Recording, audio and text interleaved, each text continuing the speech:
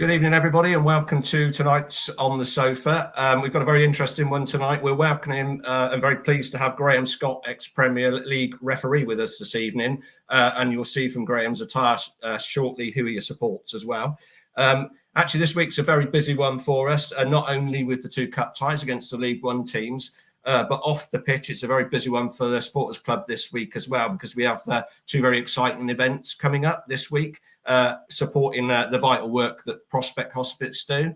So, firstly, on Wednesday evening, as you no doubt would have seen, we're in the Legends Lounge. We do have an evening with the 2019-2020 promotion-winning team. So this is the team that was curtailed by COVID. And so that kicks off at 6:30 for a 7 o'clock start. Tickets are selling well on that, but we do still have some. So if you still wanting a ticket, you can get them online, stfc-osc.com online. And if you are sort of mulling it over at the moment, maybe just to tempt you in, actually the attendance is really good in terms of who we've got coming along. So from the management side, we've got both Richie Wellens and Noel Hunt.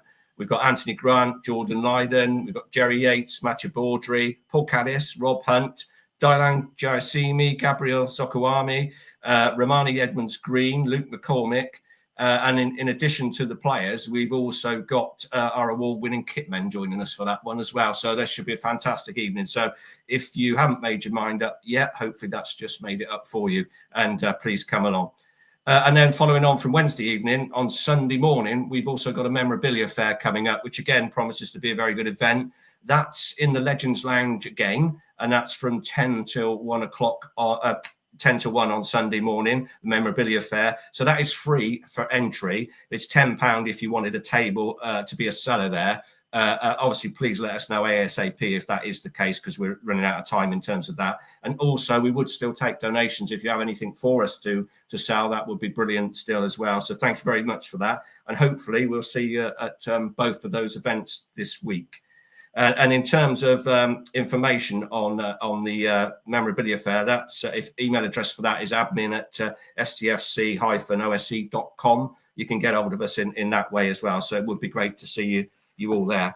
So without further ado, I will bring Vic on. Good evening, Vic. Good evening, Ray. We are going to get some sleep, I hope, in between some of the events that are happening this week. It's going to be a busy one. I'm just thinking, if you are coming on Wednesday and you have one of these little beauties, if you can see it, Champions T-shirt at the Supporters Club, did way back in 2019-2020. If you've got one of those, I know it's backwards, it's League Two, obviously it says, then please wear it. That would be lovely if we get a few of those worn on Wednesday night to celebrate that thing that we couldn't celebrate. So we have an opportunity to do that on Wednesday evening. So if you've got one of those T-shirts, please wear it and bring it along. Well, congratulations to the women as well. They won yesterday against top of the table Moneyfields. Lacey Liggett and, of course, Annie Coulston got the goals to give them a 2-1 victory. So many congratulations to them. At the beginning, you might have noticed the picture of the great Kenny Stroud. It's his birthday today, so happy birthday to Kenny Stroud. And also on Thursday, it's the anniversary of our 1-1 draw at Highbury, when we drew 1 each with Arsenal. Alan Sunderland gave them a lead through a penalty on 8 minutes, and then the late goal from Billy Tucker, who, if you were there that night, you will never forget it. What a fantastic moment that was. And, of course, it set it up for that dramatic replay at the county ground a week later. So these are events we never forget in our history and should never forget. Absolutely fabulous. Yeah, brilliant. Thank you, Vic. Yeah, okay. I'll without further ado, I'll bring Graham on. Good evening, Graham. Good evening. Great to be here. Yeah, great to see you. And with that, Vic, I'll leave you to it. Thanks very much indeed, Ray. Okay, do you want to just back up a bit, Graham? Just go back a bit. Excellent. That's the 86-87 shirt. It still fits. Yeah. Lovely. Well, that's congratulations on that. I mean, that 86-87, of course, the memorable promotion from Division 3 to Division 2 via the playoffs. What a season that was. And I think that's something that sort of is deep in your memory, isn't it? 86-87. Yeah, definitely. I couldn't get to a lot of games because I was about 18. I didn't drive, so I was relying on lifts, and but I did get to some. and did get to Selhurst Park for what effectively was the first playoff final, because obviously we had the 2 legs home and away with Gillingham. Came to the game at the county ground. Charlie Henry's amazing goal to square it, to level the scores, and then we went to the game at Selhurst was so easy. We won up very early. Steve White scored 2 goals, and we had a great following there. And they had the open end. We had a side with all down one side with the roof, so we made all the noise. And I've still got the cassette that you made, Vic, with the GWRFM cassette. Well, nothing to play it on, so but the cassette of you kind of do the commentaries through the season, and then obviously in the playoffs, and then getting that back-to-back promotion, having only the year before been in the 4th division. So yeah, there was great times, really great times to be a fan. Yeah, I got a little bit carried away when Charlie Henry scored, I think it's fair to say, but why wouldn't you? It was such a cracking goal. Well, so did I. I was on the Shriven Road, and I certainly got carried away. But excellent. One thing I forgot to do, which forgive me, Graham, for just a moment, is the SAS travel news. Of course, lots of games coming up over the next few weeks. Away at Bristol Rovers. Now, that is sold out, but they will consider a 4th bus, but only if they get 25 to 30 people by Wednesday. Looking unlikely, and there are provisos. You must have a match ticket, and you must go both ways. You can't just rely on them to bring you back. So that's Rovers. 25 to 30 people needed by Wednesday to get a 4th bus organised. And they've still got spaces available for Cheltenham. Departs West Swindon at 16:30. The Nigel Eady County Ground at 1700. Members £15, non-members £17, and the same proviso. You must have a match ticket and you must go both ways. That's your SAS travel news for tonight. I have to tell you, Graham, I was handed this by Phil Baker on Saturday. Now, he's a member of the panel that we have. So you can see there are a lot of questions, and we've already far away. Well, we'll get to them in a minute, but let's go back to how it all started for you. You were born in an unmentionable place. Beginning. I was. Yeah, we don't mention that. Yeah, let's not go there. But you never played football, ref, but you did play football. Yeah, I played. I live in Abingdon, still there, and I played for the local team. So I played for Wantage Town, Abingdon Town, as a goalkeeper.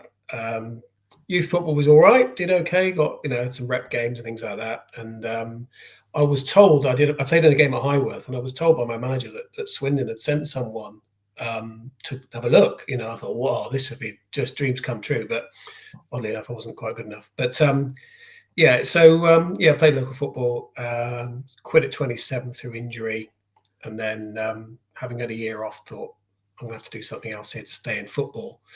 I did come to a lot of games that season at the county ground, but it wasn't great. I mean, it wasn't that the football wasn't brilliant. It was that because the ground had gone basically all-seater, the people I used to go with and meet on the Shriven Road Terrace were all spread out all over the stands, and I was usually going on my own from Abingdon. It was just much less enjoyable. So I wanted to be on the pitch anyway.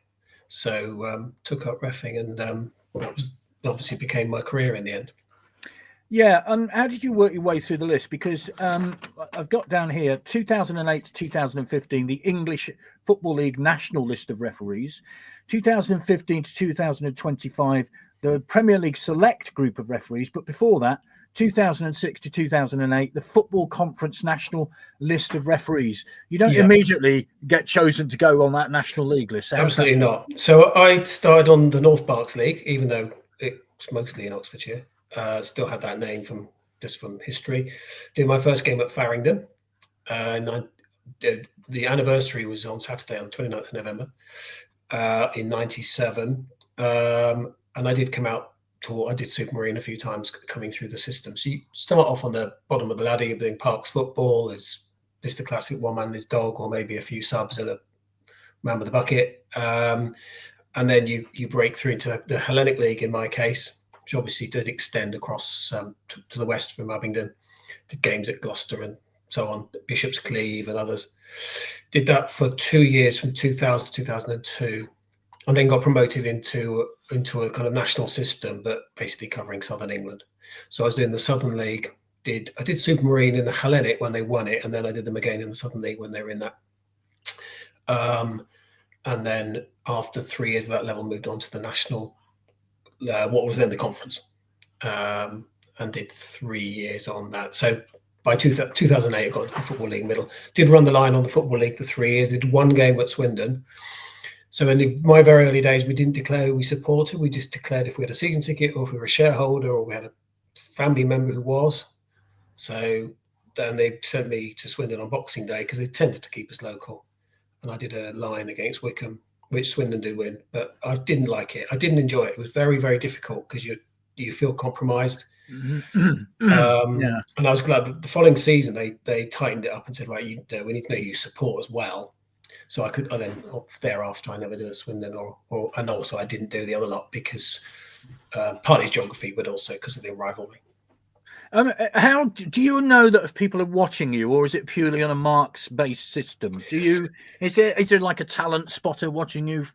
Yeah, there's a bit. Well, it's changed since then. In my day, when I was coming through, they sent someone along to watch you every now and again. So you might get 6 or 7 times a season. We're being watched at Chippenham a few times. So whenever I went to Chippenham, I seem to have someone watching me. They go along and they give you quite a detailed assessment and a mark. But then both clubs mark you after every game. And although those marks can be a bit variable, so Ian Holloway gave me 25 out of 100 at Crystal Palace once, for example.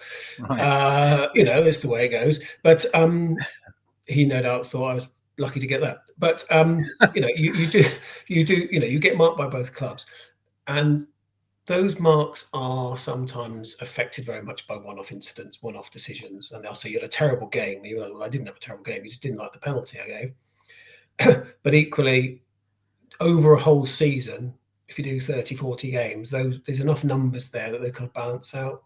Everyone's got the story of one, well, the manager was unhappy, so he gave me a low mark. So those are fed into a system as well. And you need to be doing quite well at both. So sometimes you'll get someone who's very technically good and they get good marks off the assessor, but the clubs hate them. Mm-hmm. And right. Equally, sometimes you'll have the opposite where they please the clubs all the time. Yeah, but that's because they're not doing the job. Yeah. So, but it's getting the balance right.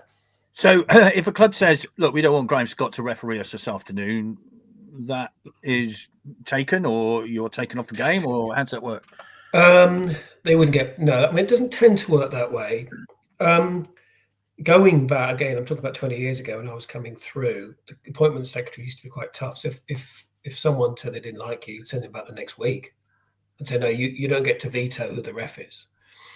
That's changed more now. There's more sense of, well, we don't want you to turn up at the ground and be up against it before you've even kicked off. So they tend not to send you, but we can't have a situation where the clubs can literally go, let's just work through the list and go, we're not having them. You know, there's got to be the right of the appointments secretary of the league to send who they think are the best officials for the day. So to the Premier League then, and I always get the initials of this organisation wrong, but it was a bit.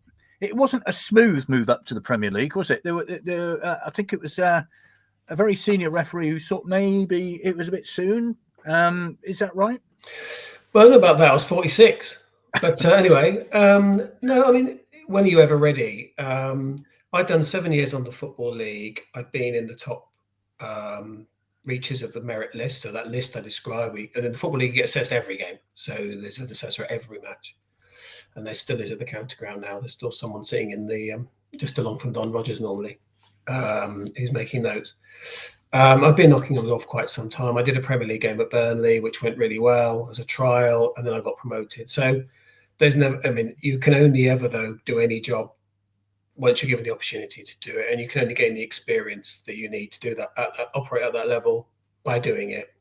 And obviously, I felt ready, and I stayed and I did 100 games, and I was there for 10 years. So I would suggest that other people thought I was ready. In fact, well, a lot of positive feedback from players meant that you took the role very seriously, and is that something that all referees do? I mean, it is a tough gig. I mean, we were joking beforehand that Ray and I, but we both referee games in local parks when there isn't anyone else for a kickabout.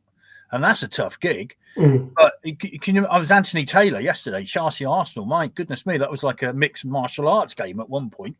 Yeah, it was a very tough game to ref. I did watch it, and I mean, what he's trying to do there is he's initially, both teams commit a foul, and it's a very, very high octane atmosphere. You can tell that, and he's trying to calm people down. He gets the captains in. He's trying to keep a lid on it. Then he gets 3 more fouls almost straight off the bat, which are all yellow cards, and they stick out as yellow cards. So he thinks, right, okay, I've sent my stall out. The game actually went quiet for 15 minutes. There was just a game of football broke out. Yeah. And then it starts again. We have 3 more free kicks in about a minute and a half. And then with another yellow card. So then he's got the captains in. He speaks to both captains at length. You'd think that usually has some impact. And play restarts on. The next thing that happens is the red card. So really, really difficult. And those games don't come along very often in your career, but when they do, there's not an awful lot that actually any referee can do. Generally, the job is difficult. Yes, not maybe some referees make it hard for themselves, let's be honest, but both some of the things that they do or some of the decisions they make. But yeah, it's a tough gig. The toughest place to referee, though, is on the non-league ground. A few hundred people watching. You can hear what they say. There's not really any security. They know which car yours is in the car park because it says ref on the plaque above the space. Really helpful that. Thank you.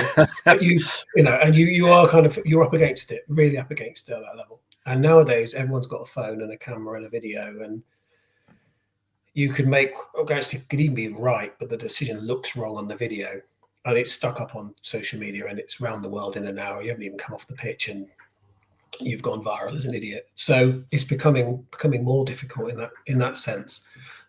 But in some ways it gets easier the higher you go, because the players are more disciplined. They know what they're doing. The ball's in more control. The pitches are better. You go watch Swindon now, the way we play. There's some pattern to it. If you're reffing, you can read that, so you know where you need to rise, need to land. You know where you need to be. That is easier than 22 guys with beer bellies kicking up in the air, and then you not know what's going to happen next. You've seen me play then, have you? This is from Lee. I remember playing against him for Marcham Boys when he played for Abingdon Boys a few summers ago. Summers? I think that might have been about decades. I think. I've got a couple of questions, and then we'll get to some Phil sent in, which are mirroring a lot of the ones I was going to ask you, actually, which is fair enough. This is from Daz. Good evening, Graham. What's been your most memorable or challenging match to officiate? Probably 2 different. Well, I'm going to have to mention another team that I probably shouldn't mention, but the most memorable is probably at Ashton Gate. I did Bristol City reached the League Cup semi-final 6-7 years ago, and they played Manchester City. And I refereed the second leg, and it was a fantastic occasion. And the game was played in a very good spirit, played very fast and well, and the standard of football was amazing. City did win, as we know, but it was a real honour to be there, a real privilege to be in. One of the things about being a ref is you have got the best view. You've got the best view in the house of these great players. And the City team at that, they put out a full strength team, and they had De Bruyne and Aguero and others playing. They were fantastic. The most challenging, well, I guess I should say I did a FA Cup second round replay at Orient in front of about 1,200 against Droylsden. Freezing cold night. It's available on YouTube if anyone does want to Google it. There's about a 5-minute highlights. You see 4 red cards, a penalty, the manager put in the stand. After the game, one of the players who I sent off comes on the pitch and confronts me with some, I wouldn't say with menaces, but with a suggestion he's not entirely impressed. I think anyone watching would say I got them all right. Genuinely, I do. I'm not just saying that. But yeah, that was something else. I think the number of people who claimed they were there has gone up from 1,200 to quite a lot more. But there really wasn't. There weren't many in at Brisbane Road. Right, lots of issues to talk to you about, obviously. Not often. We've had Mike Malarkey on here before. He's very high up in the professional game management. Go on, carry that on. Professional game match officials. You were nearly. That's the one. Yeah. Right. Now, this is one that I got written down, but increasingly, goalkeepers, in order to waste time, and I know wasting time is a big bugbear of yours. Yeah. go down with phony cramp. It's only come in so blatantly in the last couple of seasons. Sometimes this is midway through a half to give the players a timeout to allow managers to give instructions to their players. Now, I've noticed this, and you can almost set your clock by it on 25 minutes. And it happens at all levels of football, even non-league level. And of course, as we know, goalkeepers don't have to go off, do they? So they can't go off. Yeah, they're not. They're not allowed to play without a goalkeeper. So that's right. So they stay on the pitch. So what is your view on that? I hate it. We know it's happening. There are some very big clues. The fact that the sub goalkeeper, oddly enough, never feels the need to warm up despite this appalling injury that his teammates. Is a kind of a bit of giveaway. When you see them literally waving and telling him to get, to sit down, which we do. But we do also know that whenever we say, well, we've enough of this now and we're not going to let this treatment on, will be the time the guy is going off on the stretcher and there's a blue light and waiting at the door, so we can't win on it. What I would suggest, what I think is likely to happen quite possibly from next season, I think IFAB, who make the laws on behalf of FIFA, are obviously well aware of what's going on, is that they will they'll put some sort of exclusion zone around the technical areas when there's an injury, and they'll say players aren't allowed within 10 yards of the touchline or something along those lines that stops everyone coming over, because a lot of teams are doing it. It goes back many years. It's not brand new. I remember finally I did a game at Mansfield where David Flitcroft was manager, and they happened that the team they were playing did it, and he was so helping man. I just went over to him and said, "What do you want me to do, David? And he said, "There's nothing you can do. I know. I'm just so annoyed." But we know it happens, and there's nothing we can do really. But I do think the law will change. Is there a school of thought which maybe says, well, the goalkeeper has to go off for 30 seconds like an outfield player? I mean, that would cut it down, wouldn't it? It would stop it completely. But what would you do if there was, obviously, the goalkeepers do something? He might well seriously be injured. And we can't go along and assess it for ourselves. We're not qualified to do that. And I went to watch Swindon play at Burnley, Turf Moor, and Steve Finney is a really straight. I was behind the goal, so I had a very good view of it. Couldn't be certain if he'd been fouled, but it looked like a penalty. Referee doesn't give a penalty, actually gives a free kick to them and books him for diving. And I'm thinking, oh, blimey, that's a bit harsh. He'd broken his leg. Albeit in a really unfortunate way. It wasn't a bad tackle, but it's like, I don't think he was cheating. And from the other side, it looked like the referee may well have thought that's just an obvious dive, and obviously he's misread it. Could have just been unlucky. Finney's obviously very unlucky, but he didn't take any further part in the game. And just every now and again, that'll happen to us. And it'll be the time when we don't let the treatment happen. It'll be the time when he's really injured, because that's how our lives tend to go. Adrian says perhaps Ripley could answer that, because Connor Ripley, you might be aware, on Saturday went down late in the game as well to receive treatment. And I'm not suggesting he wasn't injured, but you don't know. And the point, I think it's becoming increasingly obvious now. As I say, you can almost set your watch by it on 25 minutes that it's a good tactical move. They can go down. They get everybody gets their breath back. And I'm sure the physio probably says, "Can you stay down a couple of seconds?" I don't know. Well, no, they're mic'd up, so they can hear the bench will say, "Stay there now, keep going, keep going." Haven't finished yet. I don't know that, but I'd be astonished if that's not true. I'd be absolutely amazed if that's not true, because there's evidence to suggest it does. It is annoying, but as I said, I've seen it at all levels, so it's creeping in. This is from Kevin. Did you clamp down on throw-ins being taken in the wrong place? Now, this is another thing that is a really annoying thing for fans, isn't it? Where we saw several examples on Saturday at Chesterfield where a throw-in's been awarded, and then the player sort of sneaks up 5 yards, takes it from one place. The referee says, "Go back to where it was." And then again, he sneaks up the next 5-6 yards. I mean, how difficult is that to enforce? Well, on one level, it's very easy to enforce if you wanted to. You could insist on it being taken for the very precise point the ball went out every time. But people get pretty fed up with watching that. So it's a difficult balance always. Refereeing often falls in this void between what people ask for, which is consistency, and then simultaneously ask for, which is common sense. So if a player takes the throw in from 10 yards further back than the ball went out and throws it back to his goalkeeper, no one says, "Well, that was from the wrong place. That's wrong." But it's equally the same in the laws of the game. There's just as much in effect. We also know that when it's right in front of the benches, they're always pointing at everything on them. It suddenly becomes every yard becomes like the biggest deal. Whereas you put it on the other side of the pitch, no one's really noticed. No. What we look, and also if a team's winning, they want you to slow it down and get you to go back. It's part of this time wasting shtick. Interesting. So they will deliberately keep walking, play dumb. You'll blow your whistle. They'll sorry, what was that? And then they go, oh, back you go. Oh, and then they'll go, how far back? Oh, how far back? Oh, and yes, you can if you want to. Look, just cut to the chase and overturn it. You can do that, but again, it's kind of one of those things where the law of, I think I can say the law of sod, can't they, on a family show, kicks in, and they'll go and the other team will go and score from that throw, and then there'll be an inquiry about why every throw wasn't taken from the precise point.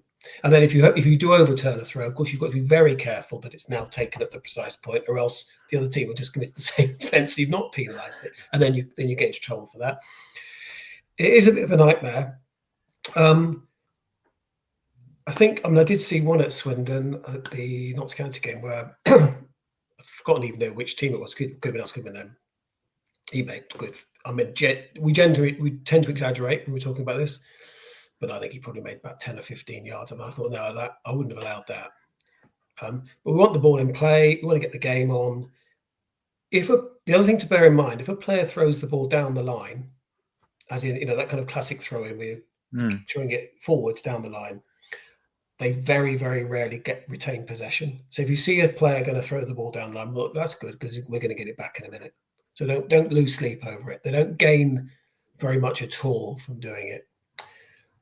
Whether we could do more, probably should just be a bit tighter on it. But there are bigger fish to fry when you're refereeing a game where there's 250 decisions in a Premier League game. With the precise position of every throw does get lost in that sometimes, and it probably shouldn't, but that is just the way it is. Okay, fair enough. Right, this is another one. The 8-second rule, which is a new one, seems to be really followed by refs. Would it help refs to have clockers, as in rugby union, on display so that the players, ref and fans can see the timing? Now, as I understand it, this is whilst the goalkeeper has the ball in his or her hand. That's right, yes. Isn't it? Yeah. So the 8 seconds only counts when they have the ball in their hand.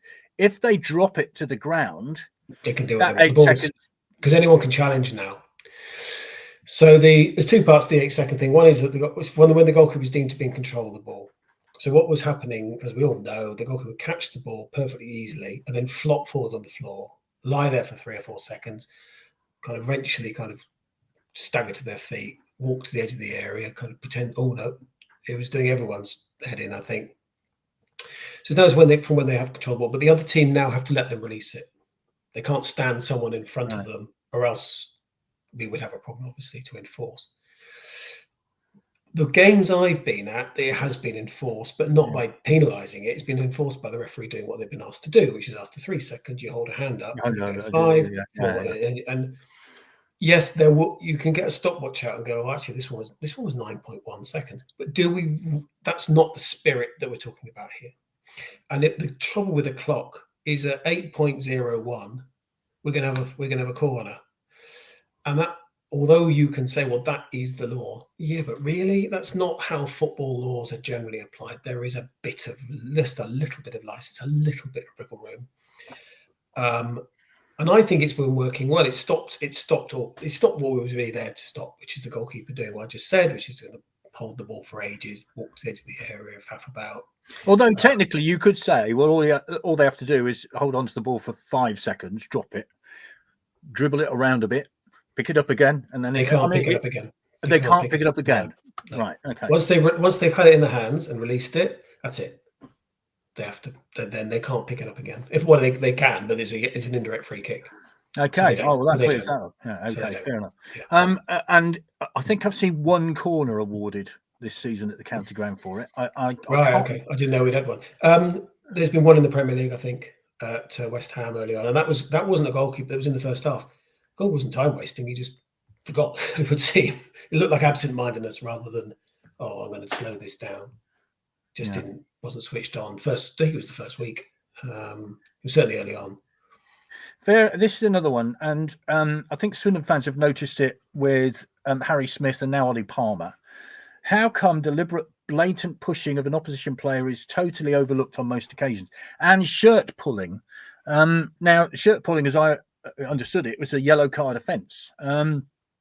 So how has that changed? Shirt pulling isn't a yellow card offence, not in and of itself. It has to prevent something. So the offence would be unsporting behaviour, which is catch-all for almost everything, but then stopping a promising attack. So the shirt pull has to prevent something that is meaningful. So it has to have an impact on the game. It's interesting how when you referee a game, if I referee a League Two game, which I haven't done for a little while, but when I used to, quite often the centre back and the centre forward were quite happy for some holding and for some shirt pulling and for some what you might call kind of rough and tumble physical contact. Because you look at it, often they're both committing some sort of offence if you really want to be picky.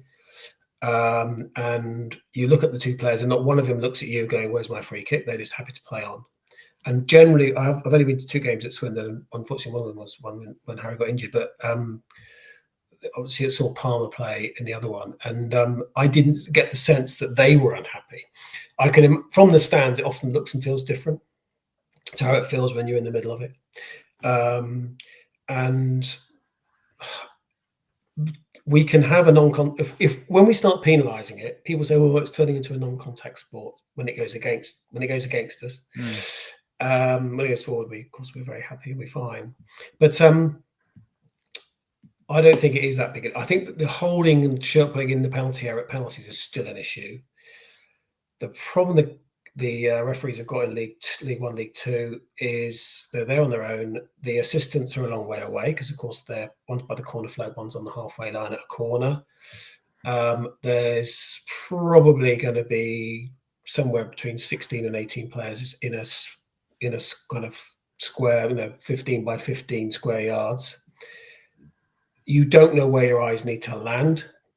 And we've all been caught out as refs by forward pulls defender to get past him. Defender overreacts and pulls him back, and you only see the second one, and you get a penalty. And you watch it back, and you realise, oh goodness, actually there was a foul the other way first. Anything that happens before the ball's in play, you can't penalise.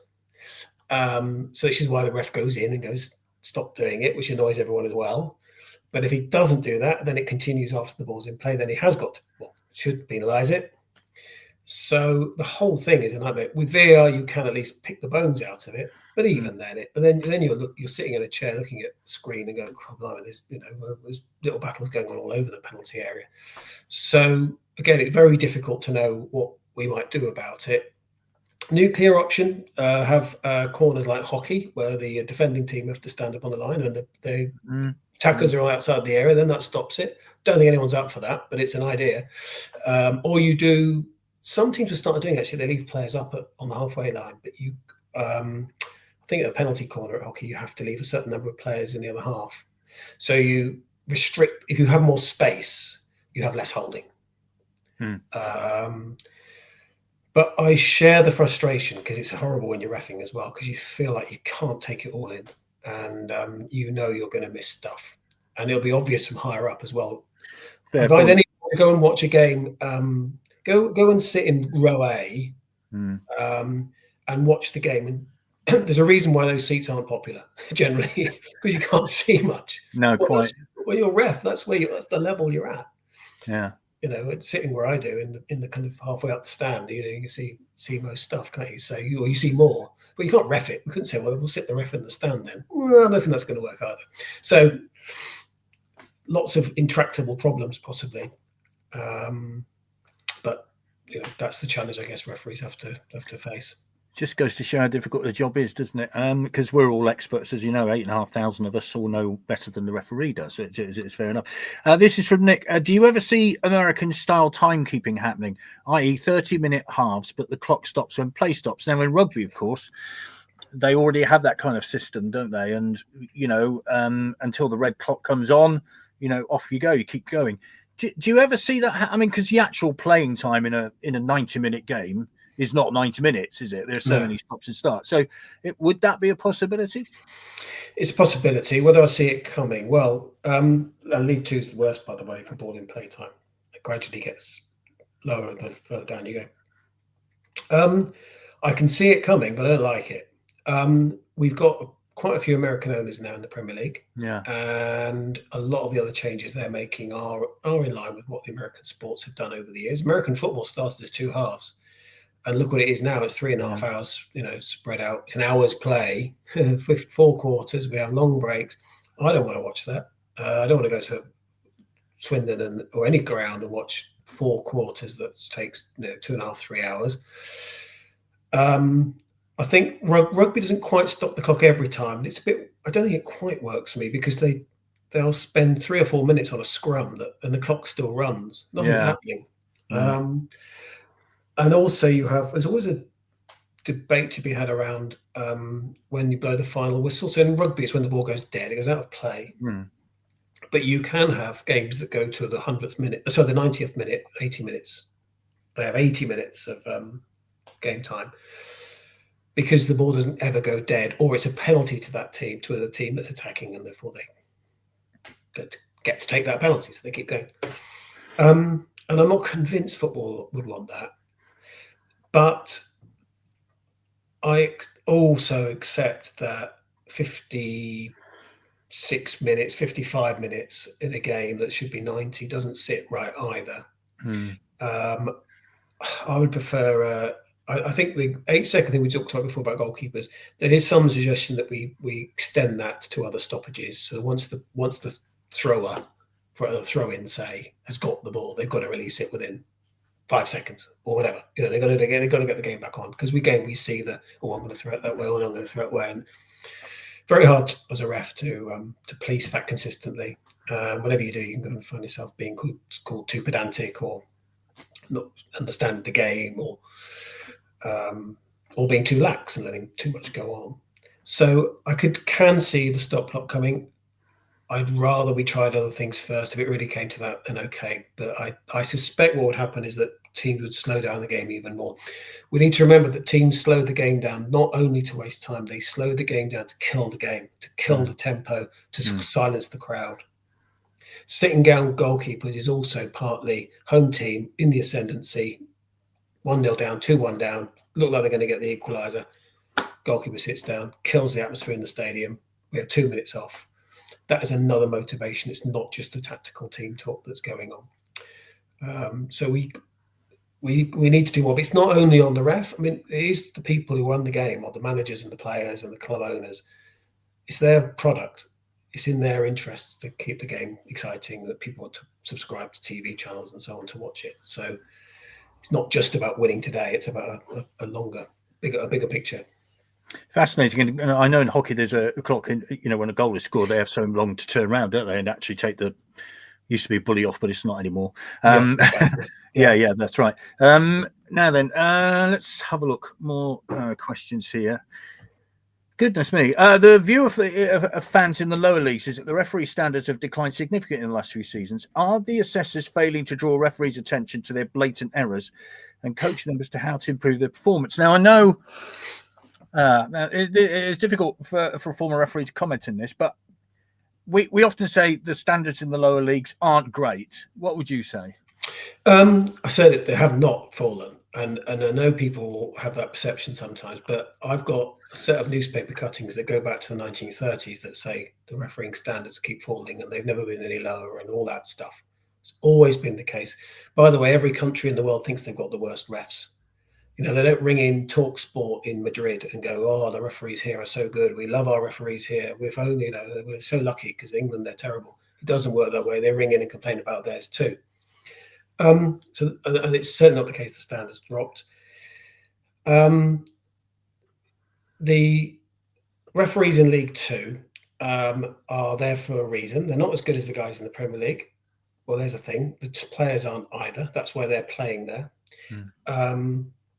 They're at different stages of their careers. So you either have relatively young, relatively inexperienced, up and coming officials who've got this far, like I did once, who've got this far and are still, of course, still developing and still learning. And that is no different than a young player coming into your team who hasn't, they're making their debut, or they're making their, you watch any players making their 10th, 15th, 20th appearance in the first team, they're still not the finished article. But you can't become the finished article without doing it, and that's true for refs too. You'll also get some of the referees in League Two will be the old hands who've been around a long time, and there's a reason that usually there's a reason why their career has reached this kind of ceiling. They're not quite as good as the people who've gone further. So you're not going to get the very best officials. That's how it works. You go and watch Supermarine, you'll see a different kind of official again. And then if you go down to the Dog and Duck in the Old Town on Sunday morning, you might see someone who never leaves the centre circle. So of course there's a gradation.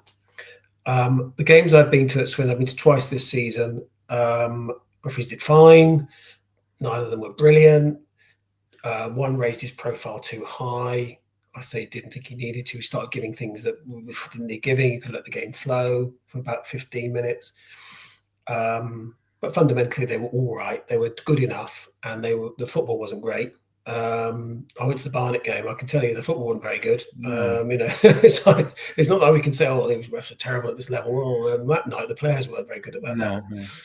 But fortunately, we've obviously had a very good season so far, and long may that continue. But standards of everything have gone up.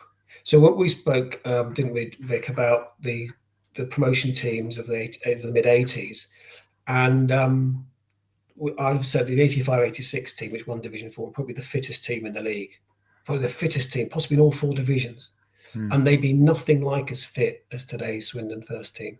Nothing like. Our first team would wipe the floor with them. And certainly in terms of fitness, but also in terms of skill, the pitches are better. Everything's got better, and the refereeing has too. But you only really notice the ref when they do something you don't like, or they fail to do something you think they should do. The old thing about I never noticed the ref, that is pretty much true, isn't it? If you come away from the game not noticing who the ref was, you just got on with the game. And actually, Tony's made the point. We've had there's a woman who referee, and I can't remember her name, and I'm really sorry about this. We had her at Wimbledon away last season, and we had her at the county ground this season, and on both occasions she was really very, very good. Yeah. Because generally speaking, got on with the job. There was no histrionics. She made the decisions she had to make, and everybody went, okay, fair enough. So I think that's always been my standard. If you don't know who the referee is and you don't notice them, they've had a good game. It's a perfectly good benchmark. The only difference would be, of course, if there is a big decision that needs to be made, they do need to step up and make it, and you will notice them at that point.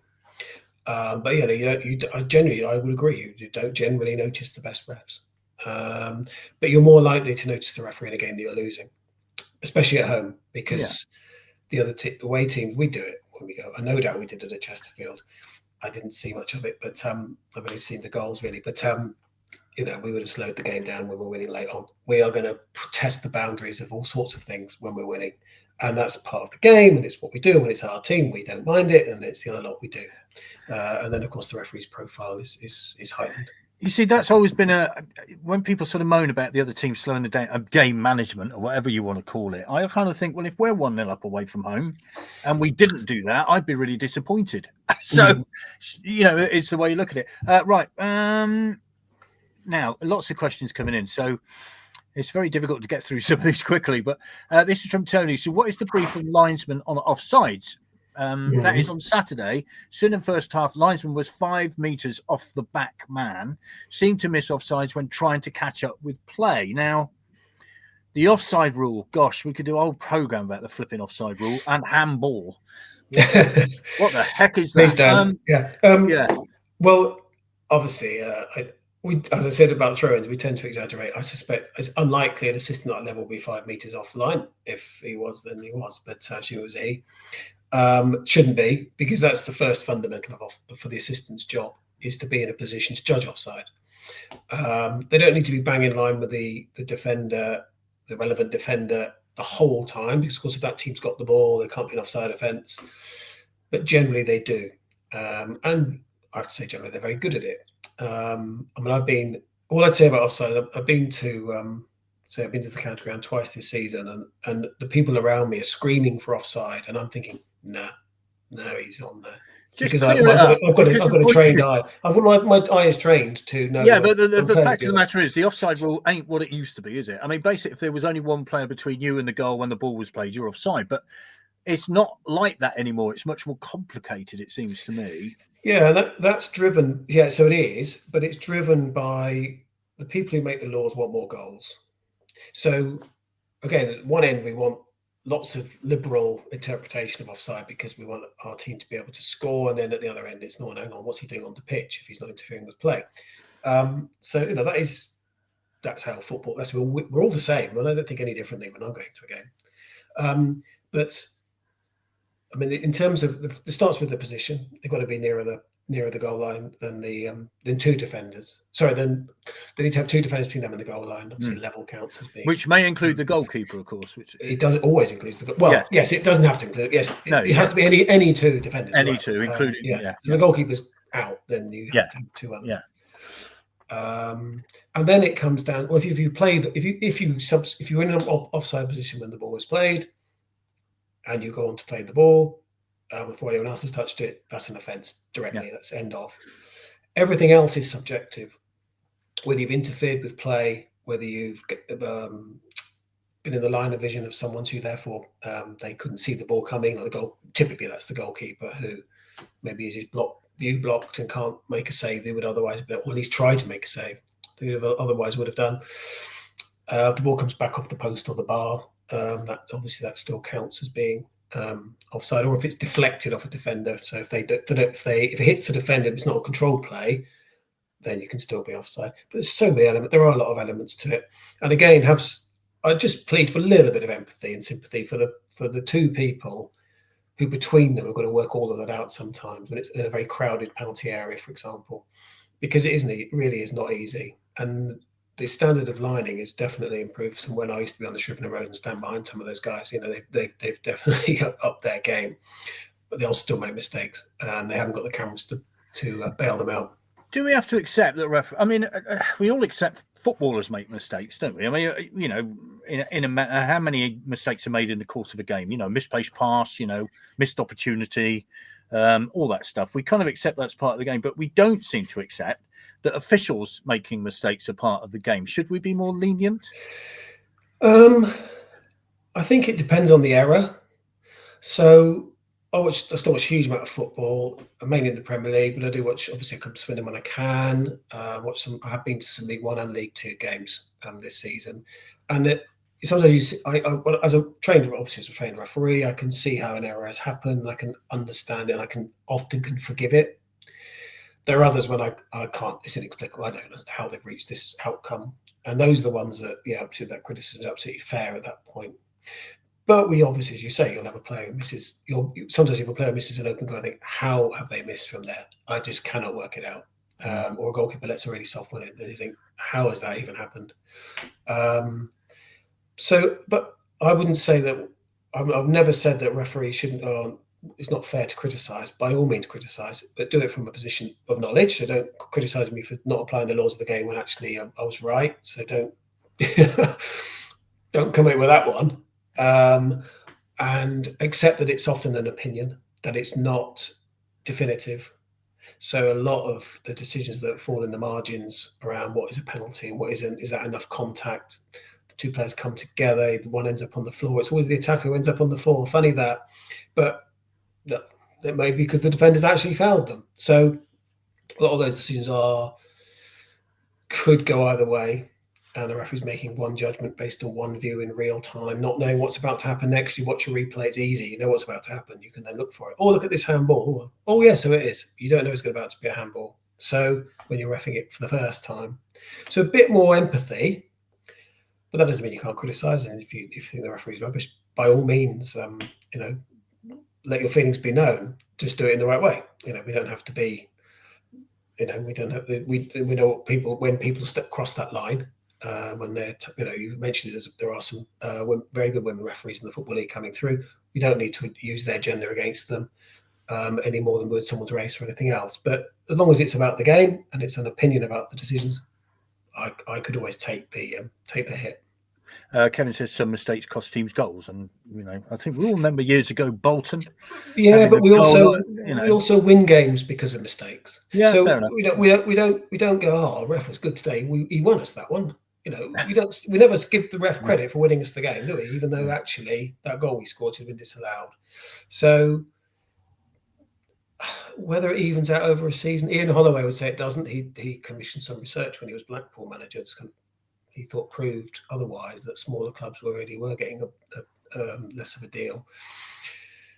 All I can say is, that was before I was on the Premier League, but all I can say nowadays is because there's so much data collected, you can actually see where the errors are. In the Premier League you can, and it's not biased against the smaller teams. It's pretty much the biggest beneficiaries of VAR last year were Leicester, and they went down. So, it's not loaded in the same ways as people often think. But some teams will suffer because they have a run of decisions that go against them. That will happen because that's just how statistics work. That is life. I just hope it's not.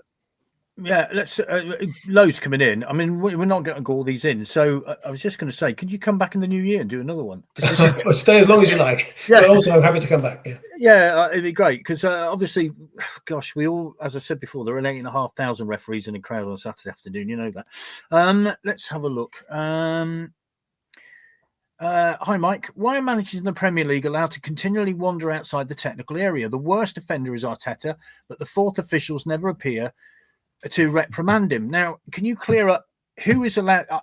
2 people allowed to stand up in the technical area at one time? How many people are allowed to stand up in the technical area at one time? Yeah. Years ago, when I used to watch football way back, of course, no coaching was allowed from the touchline at all. There was no they didn't do it. No, they didn't really do it. I mean, you may remember, I remember Swindon at one point. Who was the manager? It might have been Macari, I'm not sure. But we had a technical area that was about 20 seats, and the other one had about 4. They stopped that. At some point. They said they've got to be the same. Effectively be the same. I do think this is an issue that I think that and I was fourth official hundreds of times. We do need to be much tougher on. So Arteta is a candidate for this, but so are others. He's not the only one. But it does seem that there is a line there, and they will go out across it the whole time. And there are several who do it. And I mean, it's very. The thing about it, I suppose, if you're fourth official, is you keep going out and them to come back. That invites them to come around and just give you grief, which you could do without. That doesn't mean you shouldn't do it. So you should be going out and getting them back in. But it feels so petty when you then get the referee over for a yellow card for it. And most of the refs would probably rather not have to have that disrupting the game, because it again draws attention to them. We don't notice the best ones and all that. You manage them. I think there are other options. I wouldn't have a fourth official, would be my start, because they're only a lightning conductor for people's grievances. I would just stick a camera on the 2 benches, and if they do anything they shouldn't, then we'll soon find out, and we can do demerit points afterwards, because it's not affecting the game. Generally speaking, on the field, you want any sanction to apply to that match. I always find it a bit odd that a player gets suspended from other games, but not on that day. They might only get their 5th yellow card, say. There's no way around that. But I agree with the questioner, I think, in that they do get worked with too much. And I guess it's what the solution is. And I think, I mean, in Australia, they put the cricket boundary, those little foam triangles, they put those round. So at least we have to step across. And it creates a more obvious barrier, and it means that when they do, it's very clear. But the pressure on, the game is played in a different environment. It's nothing like as intense. But I'm going to have, I'm essentially pleading guilty, even myself. I've not always been as tough with that issue as I should have been. We always used to feel sorry for the fourth official with the Canio, because boy, oh boy, they used to get earache, I think it's fair to say. Right, let's have a look. Sorry, I'm just trying to read through all the questions we've got. We've got so many of them. Let's have a look. Should the law be changed, this is from Claire, to challenge a second yellow card leading to a red card, like you can challenge a straight red?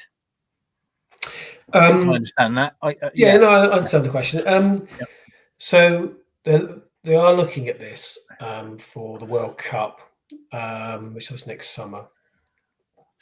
It doesn't bother me whether we do this or not. I have a view around the general issue, which is that it's not only the second yellow card that's the problem.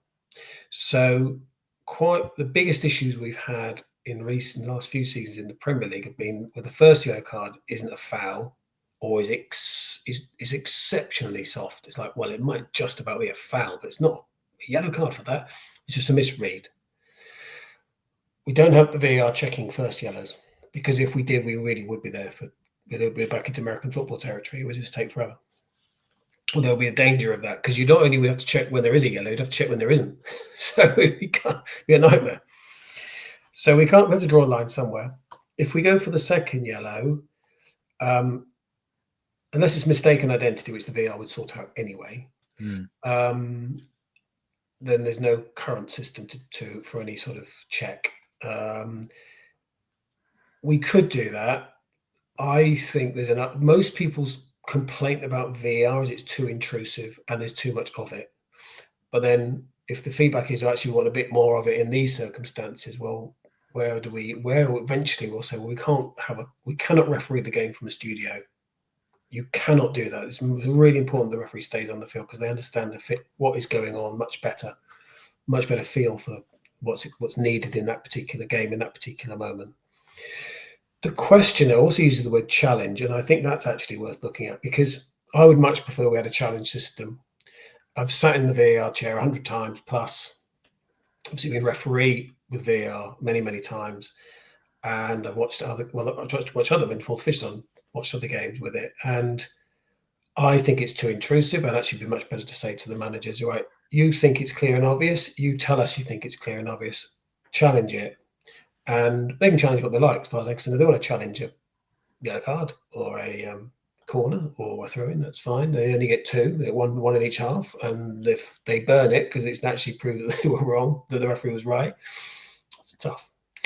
That system is being trialled in some of the lower leagues in Europe, and it's by FIFA at some of their tournaments. And anecdotally, it sounds like it might be working quite well, and it would also possibly lead to its use lower down the pyramid. You couldn't have VAR in League 2 at the moment because there aren't enough cameras, so you don't get enough evidence.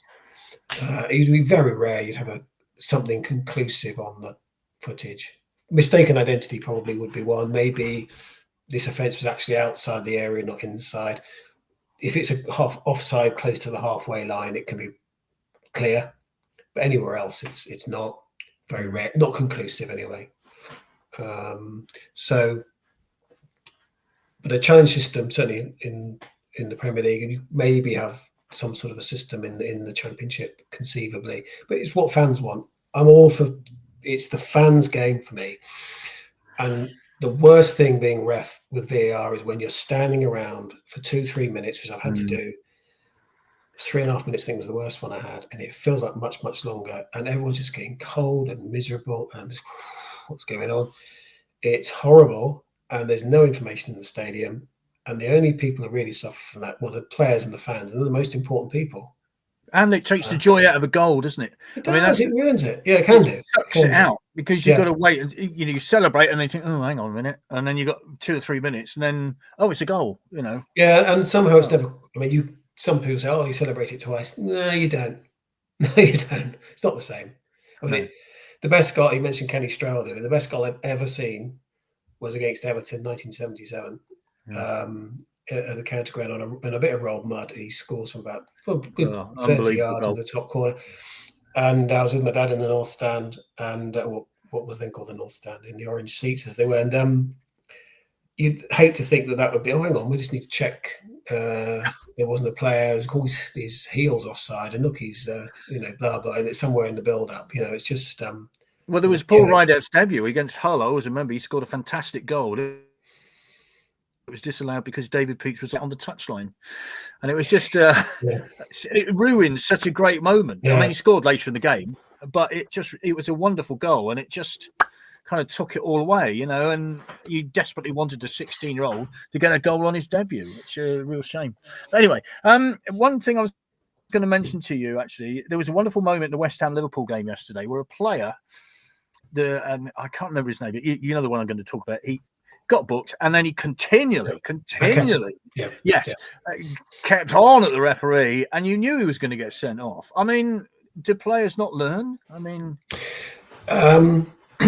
well, he's put out a statement saying he's got all sorts of things going on the rest of his life that is finding difficult, which may or may not be fair, but you know, we'll take him at his word, but that doesn't excuse or explain his behaviour. It's just what he is putting up as his defence. I did see a game at Swindon. I don't know if you were there, Vic, but we played Huddersfield many years ago. We beat them 4-0, but they had a player sent off.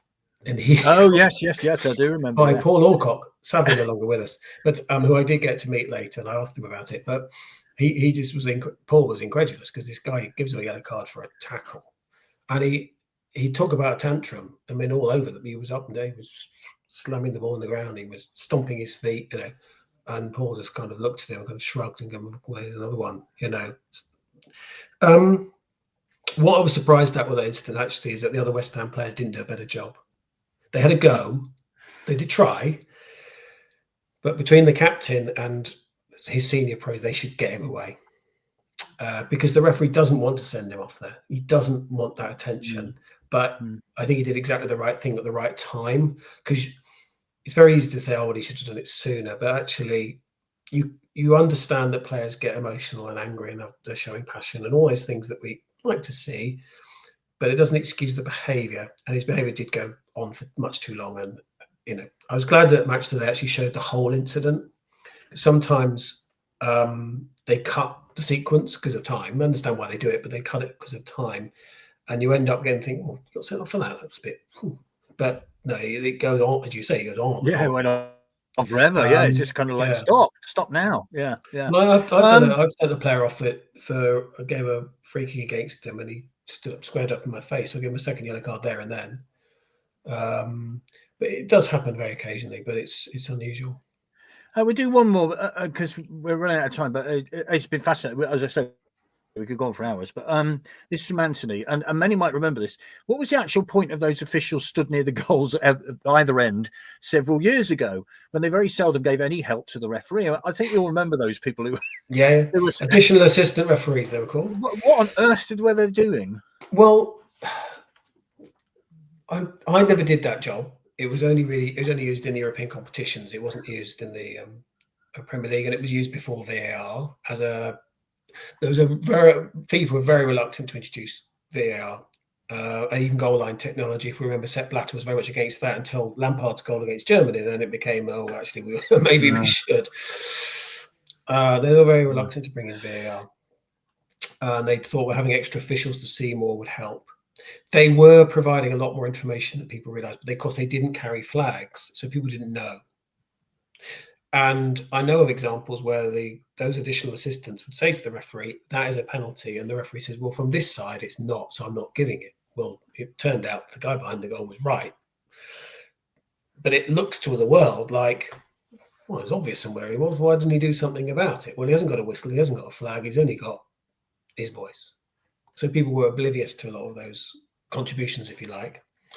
That said, the people who did it found it difficult because as a referee, you're used to looking at, I don't know how many games I did as a ref. It would have been well over 1,000 and nearly 500 in professional football. And you just get used to the angles that you have. You create angles and you work yourself into positions where you can generally see stuff. You're standing behind the goal. You've got nowhere to, you're used to being the ref. You're not like an assistant who's used to being in this position and gets kind of their brain trained to what things will look like from the touchline. Behind the goal, very strange place. You've got players running towards you, which is unusual, and then committing offences which you're not used to judging in that way. And they found it extremely challenging to take positive decisions because they weren't sure all the time. they tried them on one side of the goal and then they moved them to the other side, and neither seemed to work because they ended up on the same side as the assistant, which meant you kind of had an overload in this corner and no one over there. So they binned it off. It wasn't as daft as your questioner maybe suspects, but it didn't work. And at least, I mean, I don't mind trying things, and if it doesn't work, okay, we'll try something else. And we've ended up with VAR, and of course that comes with its own whole list of pitfalls. But, yes, that's another program entirely.